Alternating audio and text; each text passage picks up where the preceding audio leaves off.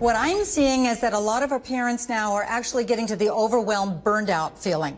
And that's when unrealistic expectations mount, stress mounts, and we don't get a parents to have those psychological buffers that we need. So here's what we can do so that we respond to our kids and get them through this crisis.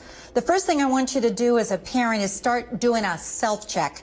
And that is look at the signs of burnout and ask yourself how many of these might be you.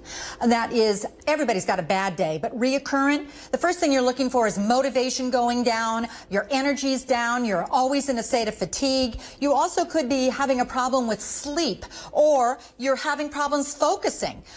You could also have all kinds of things of feeling overwhelmed. If you say, that could be me, if you're not sure, ask your kid. They'll tell you, that's you, Mom. Then the second thing you do is realize that there are some things medicine says in our own homes we can do to remove some of that and give ourselves some buffers. The first thing is put yourself on the burner. We put ourselves so much on the back burner that we're absolutely overwhelmed.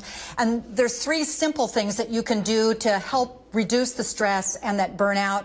Watch your news intake. Turn it off after a while. Turn the social media off after a while as well. If you're seeing that parents are starting to keep posting how many cute little things that they're doing and making you feel guilty, it's not going to do you any good at all. Exercise, but do it on an ongoing basis at the same time each day. Do it with your kids, obviously. And that'll give you energy as well as them. They need the recess anyway. Could be yoga, could be walks, could be just doing something around the park. But do something so that you can do it with them. And the final thing that you're looking for is sleep.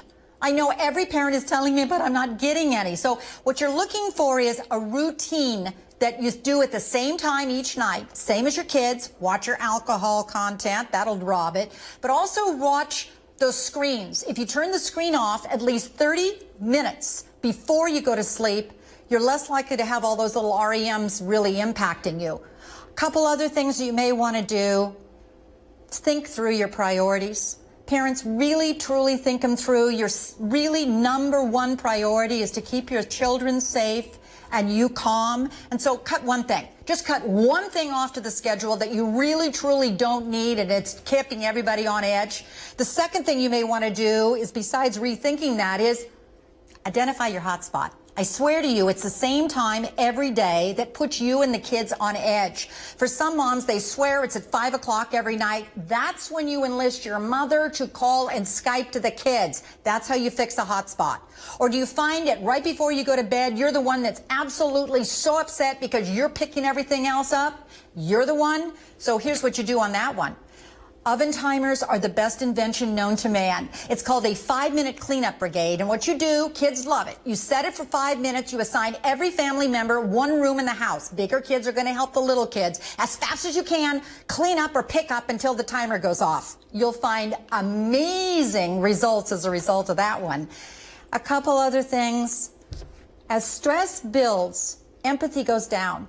And burnout also comes out. That's what causes burnout. What is happening to all of us is because we're social distancing, we're not getting the relationships that we need. Well, we can't do it face to face, but you can do it online. And that's why some moms are doing 10 o'clock in the morning every morning. They're doing coffees with some other moms, just a few times. Or rotate. Get a Facebook Live. I love Facebook Live, but what they're doing on Facebook Live is that they're actually rotating parents. Every groups are on the same Facebook Live, and each day a different parent reads out loud. I know a group of neighbors who are actually reading Wonder, the book Wonder. Kids can't wait. It'll give you time to relax. Finally is, can you please build in some fun? Just some fun, relaxing times. The most fun things that I'm seeing neighbors do is 99 cents, sidewalk chalk.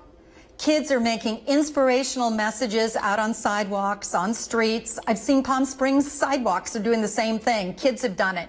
Messages to one another. The other thing that I adore is happening in my own neighborhood. We're doing scavenger hunts. It's a group of parents who felt for other parents. And so there's signs all over our neighborhood, and it asks us to hide stuffed animals where they can be visibly seen for little kids, like in our windows. Mine are in my flower pots, but don't tell the kids, right outside the door. And so when kids are walking with their parents, social distancing, wearing masks, What they're also doing is looking for stuffed animals. It's a scavenger hunt. And every day our whole neighborhood is switching off where they are. What it does, Gino, is create this collectiveness where we're all in this together. We don't feel so all alone. Burnout stops, stress goes down, empathy goes up, because we know collectively we can get through this together.